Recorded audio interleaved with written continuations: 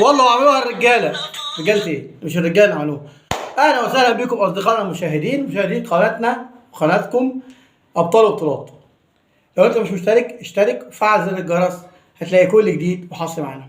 والله عملوها الرجاله، هم للاسف مش الرجاله. الرجاله امبارح غلبوا 1-0 بالعافيه وبأداء باهر الشوط الاولاني. سيدات وفتيات مصر تحت 20 سنه يفوزوا على سان توني 18-0 مجموع المباريتين. مصر تفوز بأول سوبر هاتريك في الكرة النسائية في تاريخ مصر. 18-0 وسوبر هاتريك لهلا مصطفى، لاعبة منتخب 18 أو 17 و20 ومنتخب الأول. أغلى صفقة كرة نسائية في مصر. في خبر مهم جدا، باتريس موتسيبي رئيس الاتحاد الافريقي بيقول اثق ان منتخب افريقي سيتوج بكاس العالم قريبا. مواعيد مباريات مصر في افريقيا: مصر وموزمبيق 14 يناير، مصر وغانا 18 يناير، مصر وكاب فيردي او الراس الاخضر 22 يناير.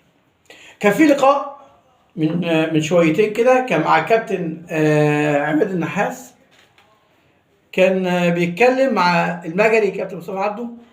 قال كلمة مهمة جدا، قال أنا ما هربتش من الإسماعيلي عشان أعمل كوبري في النصر السعودي وأطلع الأهلي. لأن في ناس كتير بيقول لك الأهلي كان بيستنفذ الإسماعيلي وياخد لعيبته وبياخدوا كباري. للأسف ده ما حصلش. الراجل قال أنا كنت بجدد، ما رضيش يجددوا لي، فطلعوني إعارة 6 شهور، الموسم خلص هناك في 4 شهور ورجعت بدون نادي، والأهلي فوضني ورحت الأهلي. ففي حاجات كتير كده بتتقال الناس تاخدها على محمل، زي زمان كان يقول لك ايه، الاهلي رفض ان الاسماعيلي يتدرب في ملعبه، مع ان كابتن علي ابو جيشه طلع برضه في لقاء وقال لا، ده انا نفسي لما كان عندي اصابه رحت عملت عمليه بره وجيت عملت التاهيلي في الجيم بتاع النادي الاهلي. النادي الاهلي عمره كان قفل بابه في وش حد. النادي الاهلي طول عمره بيدعم الوطنيه والكرامه وحقوق الانسان وحب الخير. الاهلي في مجلس اداره واجتماعه، مجلس الاداره يدعم القضيه الفلسطينيه، وكابتن الخطيب النهارده اصدر بيان ان كل الدعم للشعب الفلسطيني وان احنا معاهم يدا بيد. النهارده كان رئيس منطقه القاهره حماده الشربيني ضيف في النادي الاهلي، وكابتن محمود الخطيب اداله الدرع بتاع النادي الاهلي وكرمه النهارده.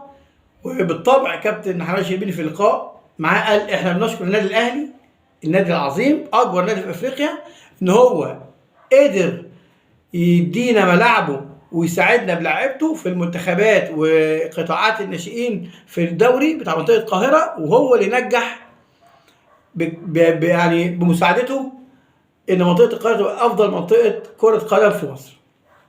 حمدي فتحي في لقاء قابلوه قالوا له يا حمدي يا فتحي، انت كنت بتقول انت ماشي من الاهلي عشان تروح للوكر القطري. الوكر القطري كان في نادي النجوم، هو كان رايح يكمل معاهم، قالوا هينزل مستواه. ما شاء الله حمدي فتحي احرز هدفين وعمل شغل كويس جدا، وبدليل ان امبارح عمل ماتش قوي جدا واحرز هدف جميل جدا. مصر هتلعب في استاد فليكس افوي وليني بابيجان في ساحل العاج. الملعب ده يا جماعه كان وش حلو على الزمالك، خد فيه البطوله دوري ابطال الثانيه سنه 86 لما فاز على افريكا سبورت بركلات الترجيح. خليكم معانا هتعرفوا كل جديد ان شاء الله.